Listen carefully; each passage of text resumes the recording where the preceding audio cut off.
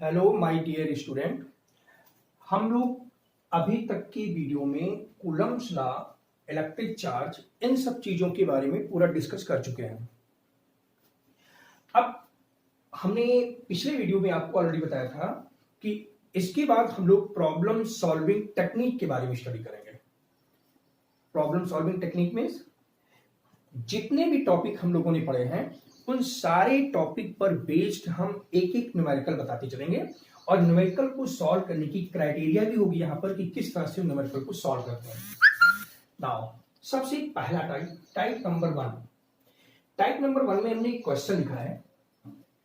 To charges of 1.0 coulomb each are placed at a distance of 5 metre. Find the force of attraction between them. ये पहले type का question होता है, simple based question coulomb law पे। इसमें सबसे पहली चीज हो सकता है आपको फोर्स निकालना हो, जैसा इस क्वेश्चन में है। फोर्स दे देने दो चार्ज के बीच में, हो सकता है आपको चार्ज के बीच की डिस्टेंस निकालना हो, या इन दोनों चीजों को दे दें, उसमें से कोई अननोन चार्ज दे सकते हैं, या दोनों इक्वल चार्ज है तो उसमें से किसी चार्ज को कैलकुलेट करने की वैल्यू सॉल्व करनी होती है। This is simple question based on coulomb's law. Now we have to solve it. सबसे पहली चीज, इस तरह की क्वेश्चन में कौन कौन सी चीजें आपको दी गई हैं, इस चीज को पहले आप नोट कर लीजिए। दिया गया है Q1 two charge, Q1 this is equal 1.0 coulomb, Q2 equal 1.0 coulomb. आपको कहा गया two charges of 1.0 coulomb each, that means दोनों इतने कूलम चार्ज के हैं। दूसरी चीज, placed at a distance of 5 meter, that means distance between these two charges are equal 5 meter। ये तीन चीजें हो गई, Q1, Q2 and R। Find the force of attraction between them। आपको निकालना क्या है, इस चीज को यहां पर आप क्वेश्चन मार्क करेंगे, इस चीज को निकालना है। इसमें कुछ अननोन कंडीशंस भी होती हैं, जैसे हम लोग ये चीज कल हमने आपको रिकॉल कराया था कि F equal 9.0 into 10 raise to power 9। अब यहां से आपको ये कंडीशन याद रखनी पड़ेगी, न्यूटन मीटर स्क्वायर पर कूलम स्क्वायर। इतनी चीजों के बेस पर हमें इस न्यूमेरिकल को सॉल्व करना है। You know about Coulomb's law. Coulomb's law में हम लोगों ने एक फॉर्मूला यूज किया था, F equal 1/4 pi epsilon not into Q1 Q2 upon R square. ये वैल्यू थी। अब इस वैल्यू में हम लोगों को ये कंडीशन यहां पर सारी चीज दी गई है, सारी चीज पुट कर दीजिए। F इक्वल, इसकी पूरी वैल्यू हमको मालूम है, K जिसको बोलते हैं 9.0 इंटू 10 रेज़ टू पावर 9। आप चाहें तो इसी में आप यहां पर यूनिट लिख सकते हैं, और ना चाहें तो कोई जरूरत नहीं यूनिट लिखने की, बाद में आप फाइनल कंडीशन लिखेंगे तो यहां पर यूनिट मिल जाएगी। Into Q1 1 coulomb 1 into 1 divided by इनके बीच की distance 5, that means 5 to the power whole square. ये वैल्यू आपको दी गई। अब यहां से आप देख सकते हो F equal 9.0 into 10 raise to power 9 divided by 25, ये वैल्यू है। अब इसको अगर हम सॉल्व करते हैं तो कंडीशन, अब इसको पहले सॉल्व कीजिए सारे लोग, जब सॉल्व करने की कंडीशन यहां पर होती है, सॉल्व करिए। नियर अबाउट इक्वल आता है 3.6 इंटू 10 रेज़ टू पावर 8। अब चूंकि फोर्स हो गया, ये न्यूटन बन जाएगा। आप न्यूमेरिकल प्रॉब्लम सॉल्व करने में एक्सपर्ट होंगे, दैट मींस इसको सॉल्व कर सकते हैं। इस तरह से पहले टाइप के क्वेश्चन हो सकते हैं। इस पहले टाइप के क्वेश्चन में आप देख सकते हो हमने यहां पर फोर्स निकाला। हो सकता है फोर्स ना निकाला दिया हो, फोर्स दे दिया जाए, R निकालना हो तो 5 निकलेगा।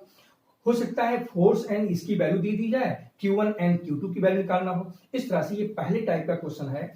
इन तीनों अननोन में से किसी भी चीज की वैल्यू को आपको यहां पर निकालना होगा, ठीक है। सेकंड टाइप का क्वेश्चन यहां पर हम ले रहे हैं, जो कि लगभग फर्स्ट टाइप से ही रिलेट करता है। हम क्वेश्चन रीड करें पहले। Find the distance between two charges of 1 coulomb each so that the force between them is equal to the weight of 45 kilogram wire where g equal 10 meter per second square. 10 metre पर second square है. ठीक, इसमें force तो वैसे ही निकालना है जैसे आप वहां पहले क्वेश्चन में, पहले टाइप के क्वेश्चन में निकाल चुके हो. पहले टाइप के क्वेश्चन में फोर्स कितने निकाला था? दो चार्ज के बीच में डिस्टेंस दी गई थी जिससे हमने फोर्स की वैल्यू निकाला. यहां तक का सारी कंडीशन सेम है, केवल एक चीज बढ़ाई गई है यहाँ पे कि जो फोर्स यहां पर इन चार्जेस के बीच में लग रहा है, this force is numerically equal to the weight of 45 kilogram wire. That means how we can find the weight of the 45 kilogram wire? You know that weight equal mg. तो हम mg को उस force के equal कर देंगे. अब यहां पर सबसे पहली चीज हम क्वेश्चन की अकॉर्डिंग काम करेंगे. सिंस अकॉर्डिंग टू क्वेश्चन, इसमें दिया गया है force electrostatics is numerically equal to m into g. ये आपको गिवन है. This force is electrostatic force between two equal charges, जिस पर चार्ज कितना है 1.0 कूलम. अब ये फोर्स न्यूमेरिकली इक्वल है 45 किलोग्राम बॉय के वेट के इक्वल में, इसलिए हमने अकॉर्डिंगली क्वेश्चन में कंडीशन लिखी है. अब जो चीज दी गई है, अब आप इस चीज को पहले आप नोट कर सकते हैं. गिवन दैट Q1 Q2 ये equal 1.0 coulomb. That mean simply आप 1 कूलम भी लिख सकते हैं. एंड फाइंड द फोर्स, और ये चीज आपको दी गई है find the distance between this equal to the इतना सो दैट इतना. अब इसका मतलब वेट फोर्स की वैल्यू तो ऑलरेडी आपको मालूम ही है, तो यहां पर फोर्स की वैल्यू यहां से लेंगे. Fe ये इक्वल mg के बराबर ले लेंगे, जो कि हम कैलकुलेट करके यहां पर लिख सकते हैं. दूसरी चीज हमें निकालना क्या है, r की वैल्यू हमको यहां पर निकालना है. तो इस चीज की वैल्यू सबसे पहले हम निकालते हैं. Therefore Fe this is equal m means 45 into g means 10. तो इसका वेट कितना हो जाएगा 450 न्यूटन. दैट मीन्स अब ये गिवन की कंडीशन यहां पर आपको मालूम 450 न्यूटन, ये वैल्यू आपको मिल जाएगी. अब सारी चीजें अब वैसी हो जाएंगी जो फर्स्ट क्वेश्चन की कंडीशन के अकॉर्डिंग थी. यहां पर देखिए फर्स्ट क्वेश्चन में आपको ऐसे ही था, F equal 1/4 pi epsilon not into Q1 into Q2 divided by R square. We have to find out R, that mean distance between these two equal charges. तो R की वैल्यू देखिए कैसे निकालेंगे, R स्क्वायर ये equal कितना हो जाएगा, इसकी वैल्यू पुट कर दीजिए 9.0 इंटू 10⁻⁹, ये इसकी वैल्यू होती है 1/4 एप्सिलॉन नॉट की वैल्यू, इंटू ये ऑलरेडी वैसे ही रहेगा 1 इंटू 1 कूलम डिवाइडेड बाई, जब आर स्क्वायर इधर जाएगा तो ऑब्वियसली एफ की वैल्यू यहां आ जाएगी. दैट मीन्स एफ ये वैल्यू आ जाएगी. अब यहां पर वैल्यू पुट कर सकते हैं 9.0 इंटू 10⁻⁹ इंटू 1 डिवाइडेड बाई 450, ये इतनी वैल्यू आई. अब यहां से देख सकते हैं आप, इसको डिवाइड जब करेंगे आप तो ये वैल्यू आएगी 9.5.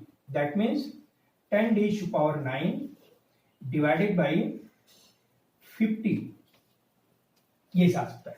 अब इसको जब सॉल्व करते हैं तो नियर अबाउट 4.47 इंटू 10⁻³ इतने मीटर.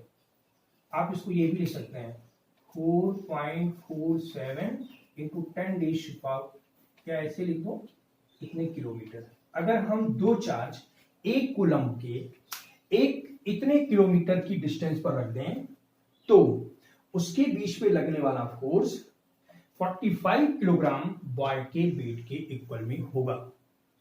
अब हम लोग तीसरे टाइप के क्वेश्चन पर आते हैं, जो कि बहुत ही इंपॉर्टेंट पार्ट है, problem based on superposition of charges. आइए देखते हैं किस तरह से। इसमें हम 3-4 टाइप के क्वेश्चन को डिस्कस करेंगे, मतलब पहले कंडीशन डिस्कस करेंगे, उसके बाद हम लोग क्वेश्चन लेते हैं। आइए देखते हैं। सबसे पहले number 1, if two charges are placed at a distance, then force between them can be calculated according to Coulomb's law। ये सिंपल सुपरपोजिशन पर है। अगर एक चार्ज यहां रखा हुआ है Q1 और दूसरा चार्ज, पॉइंट चार्ज की सारी बातें सारी हो रही हैं, इसमें कहीं पर भी आपको इस तरह से नहीं कहना है।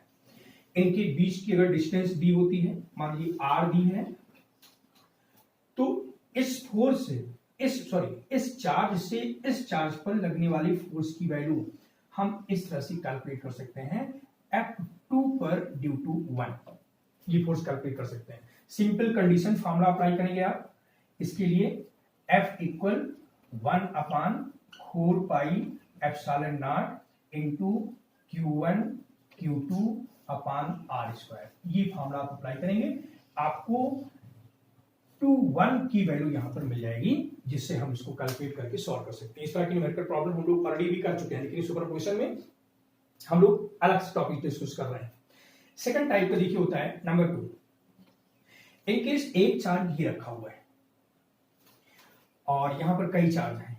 एक चार्ज यहां पर रखा हुआ है, एक चार्ज यहां रखा हुआ है, एक चार्ज यहां रखा हुआ है, बहुत सारे चार्ज। मतलब 2 चार्ज के बारे में डिस्कस करते हैं। अभी 2 चार्ज हैं, ये Q1 है, ये Q2 है और ये Q3 चार्ज है, इस तरह से रखा हुआ है।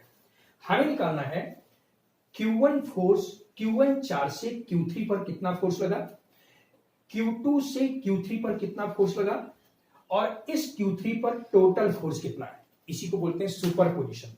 सुपरपोजिशन मतलब समझिए ना, Q1 जब Q3 पर फोर्स लगा रहा होगा तो उसमें Q2 का कोई भी रोल नहीं होगा। इसी तरीके से जब Q2 Q3 पर फोर्स लगा रहा होगा तो इसमें Q1 का कोई फोर्स रोल नहीं होगा। जब दोनों कंबाइंड फोर्स Q3 पर कैलकुलेट कर लेते हैं तो इन दोनों का कॉम्बिनेशन हम लोग यहां पर सॉल्व करते हैं। आइए देखते हैं किस तरीके से। Q1 फोर्स Q3 पर अप्लाई करता है, इसका डायरेक्शन ये ऐसे होगा। इसकी वैल्यू कैसे लिखेंगे, F3 पर 1 ने लगाया, ठीक। Q2 Q3 पर फोर्स अप्लाई करेगा ये, और इसका डायरेक्शन ये होगा। इसकी वैल्यू F2 1 होगी। इस तरह से Q1 ने Q3 पर फोर्स अप्लाई किया, Q2 ने भी Q3 पर फोर्स अप्लाई किया, दोनों फोर्स इस पर यहां पर अप्लाई हो रहे हैं। F31 से F21 का कोई रिलेशन नहीं, रिलेशन तब बनेगा जब इसका कंबाइंड फोर्स निकालेंगे तो बनेगा। कंबाइंड फोर्स की वैल्यू कैसे निकालते हैं, ये पूरी वैल्यू यहां आपके बीच में एंगल थीटा है। आप पढ़ चुके हैं कि अगर 2 वेक्टर किसी पर्टिकुलर एंगल पर रहते हैं तो उनकी वैल्यू को निकालने के लिए हम एक वेक्टर में वेक्टर एडिशन एनालिटिकल फार्मूला पढ़ चुके हैं। मैं आपको रिकॉल कराता हूं, पहले फार्मूले को लिख देता हूं। If 2 vector A and B, let 2 vector A and B is acted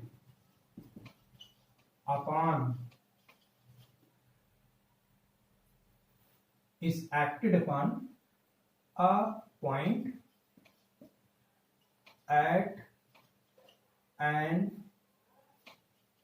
angle theta, then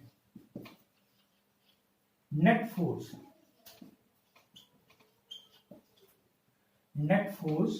F, this is equal, now या net force F, or you can say that net vector आप कर सकते हैं, क्योंकि हम लोगों ने वेक्टर लिया है इसलिए आप कहेंगे net vector.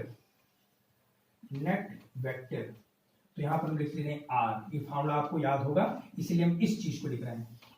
A² plus B² plus 2AB cos theta, ये फॉर्मूला आप रिकॉर्ड कीजिए। सेम कंडीशन आपको यहां अप्लाई करना है। F1 सिमिलरली अब ये फॉर्मूला रिकॉल करने के लिए था। अब आइए हम लोग इसी चीज को अप्लाई करते हैं अपने इस कंडीशन पर। जब यहां पर अप्लाई करेंगे आप तो इसी चीज को हम लिखते हैं लेट, अपने काम को आसान करने के लिए हम केवल लेट कर रहे हैं, इसकी कोई जरूरत नहीं, आपके पास इसकी न्यूमेरिकल वैल्यूज होंगी। लेट F21 को हमने लिखा F1 और F31 को लिखा हमने F2। चलो इसको लिखते हैं F2, इसको लिखते हैं F3। अब हमें इस फॉर्मूले को अप्लाई करना है। एंगल कितना है दोनों के बीच में? थीटा। तो नेट फोर्स F की वैल्यू कितनी हो जाएगी? रूट ये formula F2 square plus second कितना है F3 square and plus 2 F2 into F3 cos theta. इस फॉर्मूले को अप्लाई करके आप यहां पर इस तरह के क्वेश्चन को सॉल्व करते हैं। इसके अंदर दो चार्ज मिल करके अगर तीसरे चार्ज पर फोर्स लगाते हैं तो उनका कंबाइंड फोर्स हम इस मेथड से कैलकुलेट कर सकते हैं। ठीक है, अब ये कंडीशन, अब इसी तरीके से हम तीसरी कंडीशन देखेंगे नंबर 3। नंबर 3 में आप ट्रायंगल ले सकते हैं या मान लीजिए आप स्क्वायर ले सकते हैं। आइए मैं दोनों को डिस्कस करता हूं। इन केस मान लीजिए ये एक ट्रायंगल है, ट्रायंगल की जरूरत नहीं इक्विलैटरल ट्रायंगल या आइसोसेलेस ट्रायंगल किस तरह का हो, किसी भी टाइप का ट्रायंगल हो, प्रोवाइडेड उनके बीच में डिस्टेंस आपको दी गई हो तो आप किसी तरह से सॉल्व कर सकते हैं। इन केस मान लीजिए ये Q1 चार्ज है और ये Q2 चार्ज है और ये Q3 चार्ज है।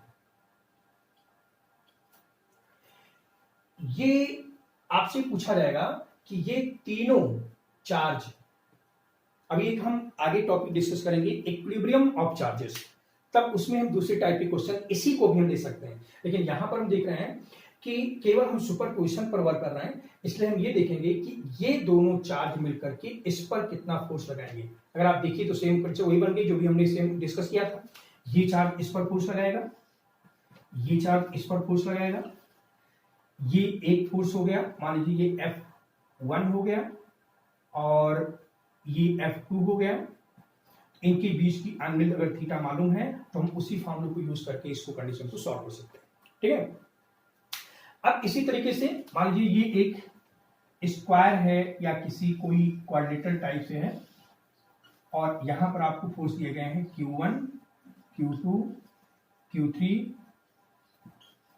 और यहां पर दिया गया है Q4। आपसे पूछा गया नेट फोर्स एट सेंटर, तो हमने अभी आपको बताया था कि सेम मतलब शेप एंड साइज किसी टाइप की हो, किसी टाइप का ट्रायंगल, किसी टाइप का क्वाड्रेटर हो, लेकिन उसकी डिस्टेंसेस अगर दी हो तो सारी चीजें हम मालूम कर सकते हैं। ये दोनों फोर्स का नेट फोर्स किसी पर्टिकुलर डायरेक्शन में होगा। मान लीजिए Q1 ने इधर लगाया, Q2 ने इधर लगाया। मान लीजिए Q4 का फोर्स ज्यादा है, मतलब Q फोर्स ने जो इस पॉइंट पर चार्ज लगाया Q पर, मान लीजिए Q है, इस पॉइंट पर जो चार्ज, एक पॉइंट चार्ज जो फोर्स लगाया मान लीजिए वो ज्यादा है इसका, तो इसका डायरेक्शन इधर हो जाएगा। हम सारे पॉजिटिव मान करके चल रहे हैं, इस बात को ध्यान रखिएगा। ये सारे चार्जेस हम लोग यहाँ पर पॉजिटिव मान के चल रहे हैं, नेगेटिव होगा तो केवल चेंज हो जाएगा उसका फोर्स का डायरेक्शन और कोई चीज चेंज नहीं होगी।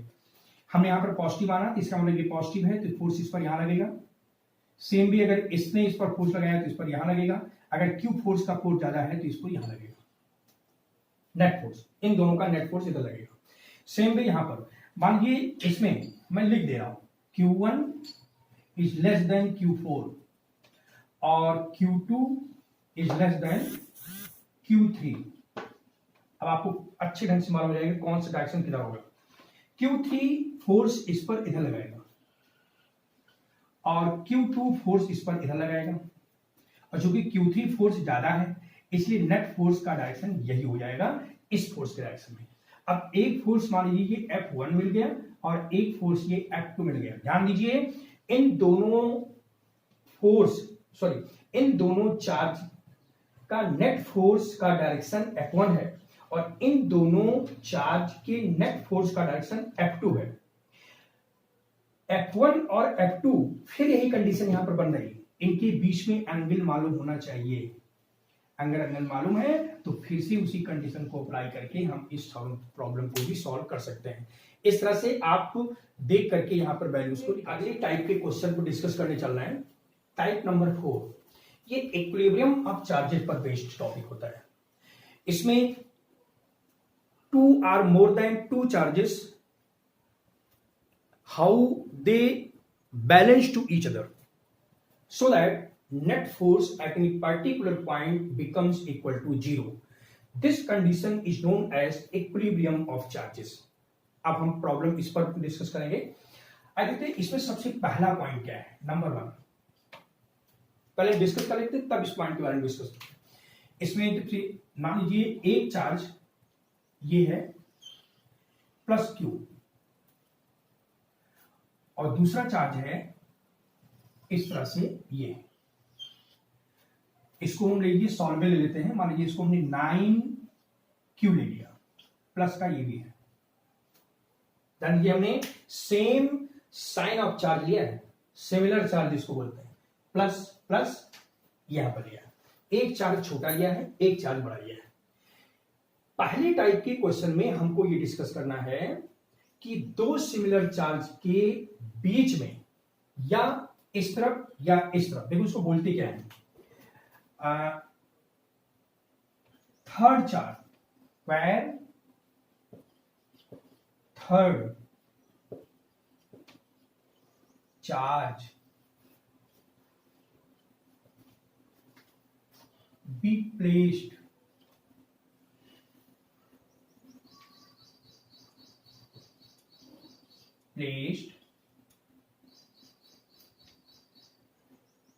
third charge placed so that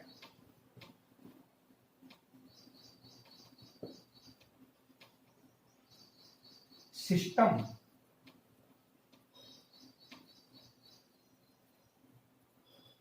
is in equilibrium.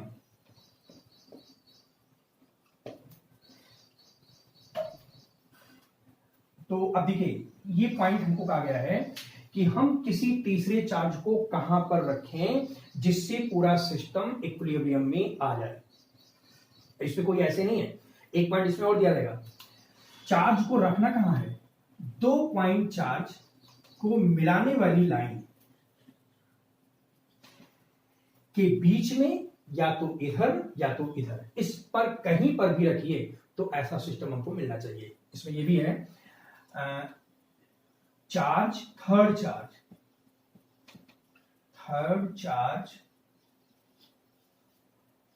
Is placed at a line joining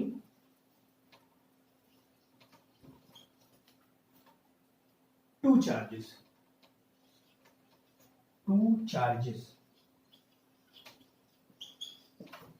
third charge को आप दोनों चार्ज को ज्वाइन करने वाली लाइन पर कहीं पर रखिए। हमें निकालना है कि किस जगह पर रखें जिससे पूरा सिस्टम इक्विलिब्रियम में हो जाए। दैट मीन्स उस थर्ड चार्ज पर लगने वाले फोर्स की वैल्यू इक्वल हो जाए। नाउ आइए देखते हैं, अगर आप यहां पुट करते हैं, इन केस मान लीजिए आपने यहां पर पुट कर दिया क्यू चार्ज, ठीक, क्यू ले सकते हैं, कुछ भी जो न्यूमेरिकल वैल्यू दी रहती है, हमने क्यू चार्ज ले लिया है। अब देखिए ये चार्ज प्लस है, ये चार्ज प्लस है। अब एक चीज का और ध्यान रखिएगा, हमने स्पेसिफाइड केवल ये किया है कि these two charges are same size. हम यहां पर लिख दे रहे हैं टॉपिक में, टू चार्जेस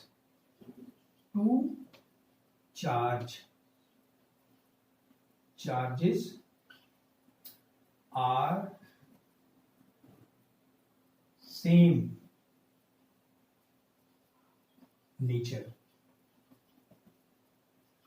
आप कह सकते हो लाइक चार्ज सेम नेचर के हो, ये दोनों चार्ज सेम नेचर को हो, तो ये चार्ज का चाहे सेम नेचर का हो चाहे ना हो, इसकी कोई जरूरत नहीं है। पॉजिटिव भी हो सकता है, नेगेटिव हो सकता है, कंडीशन दोनों की हो जाएगी जो हम लोग डिस्कस कर रहे हैं।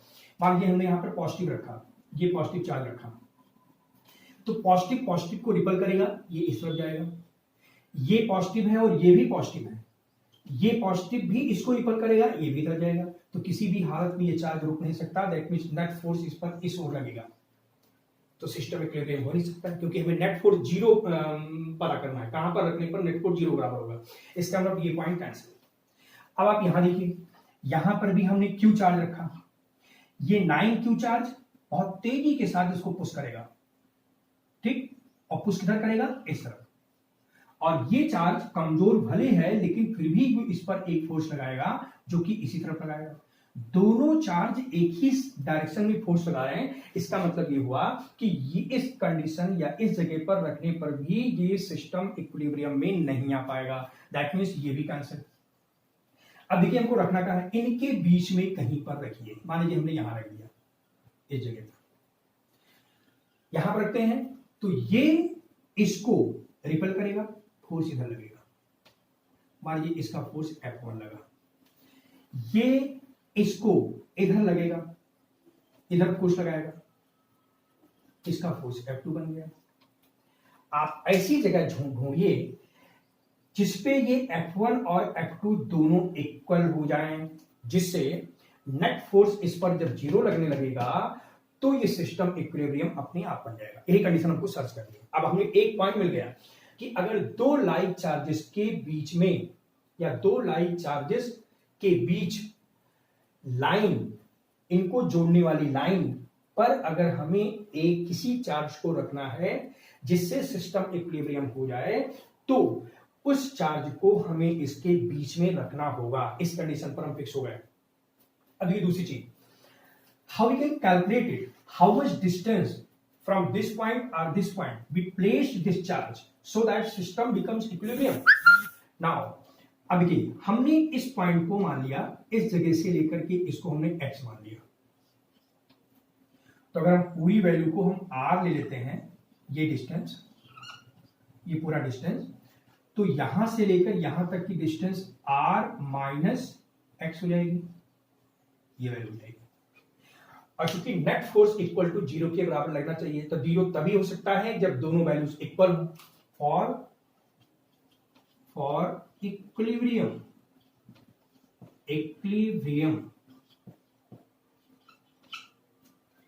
F1 must be equal to F2।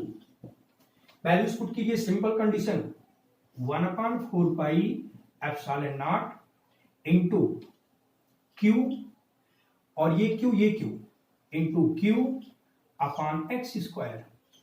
इन दोनों के बीच की डिस्टेंस x है ना, ये Q है, इनके बीच की डिस्टेंस इतना है, ये ऑलरेडी फॉर्मूला टाइप F1 की वैल्यू बन गई, equal 1/4 pi epsilon not into ये चार्ज Q है, इंटू ये चार्ज 9Q है।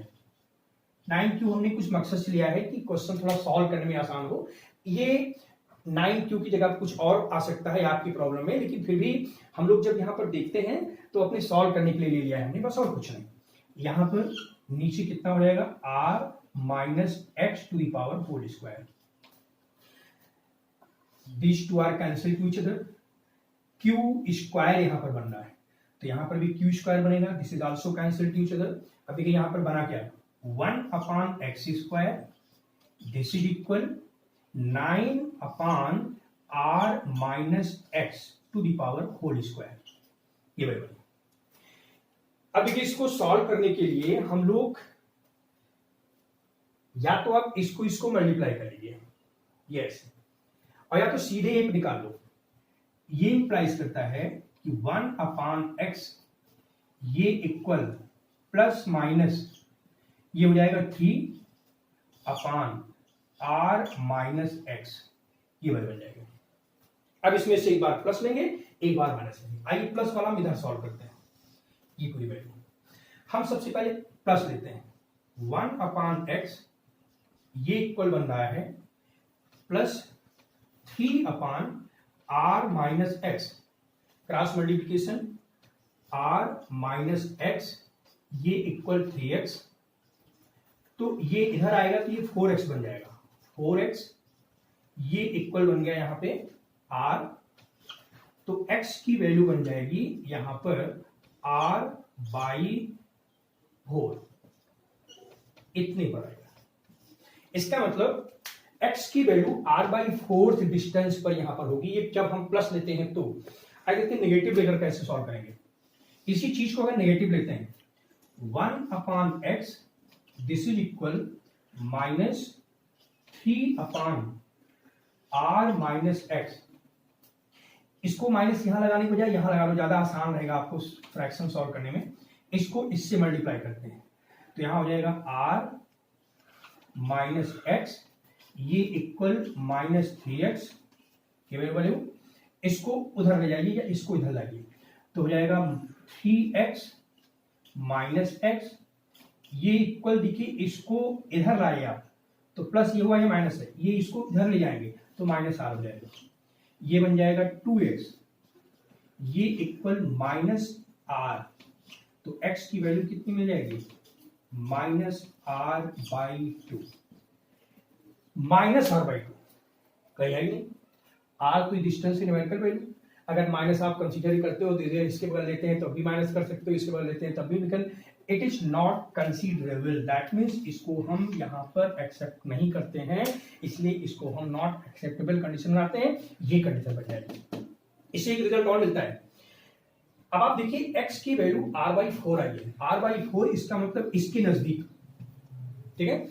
इसका मतलब ये होता है कि अगर दो लाइक चार्जेस, एक बड़ा और एक छोटा, देखिए एक 9q और एक q रखते हैं तो इसके बीच में कोई तीसरा चार्ज हमेशा हम स्मॉलर चार्ज के पास ही रखते हैं। स्मॉलर चार्ज के पास ही इसकी वैल्यू आएगी, तब ये कंडीशन यहां पर सॉल्व हो जाएगी, ठीक है। इस तरह से कंडीशन यहां पर बेस्ड हम लोग इस तरह से रखेंगे कि अगर हम कोई दो चार्ज अनलाइक लें, उसी को क्वेश्चन को रिपीट करते हैं। एक लेते हैं Q और दूसरा लेते हैं -9Q।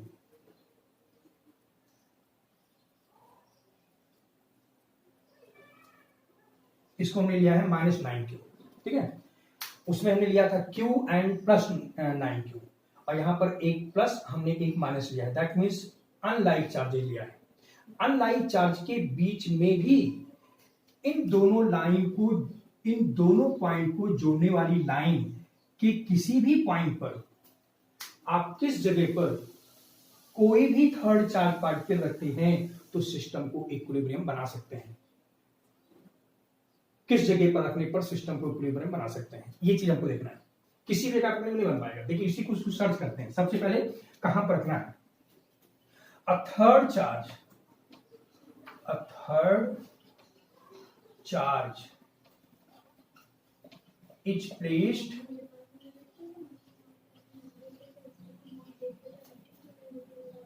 at a line joining two unlike charge,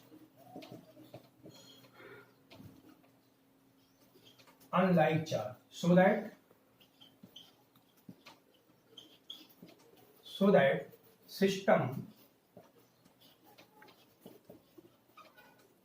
becomes equilibrium।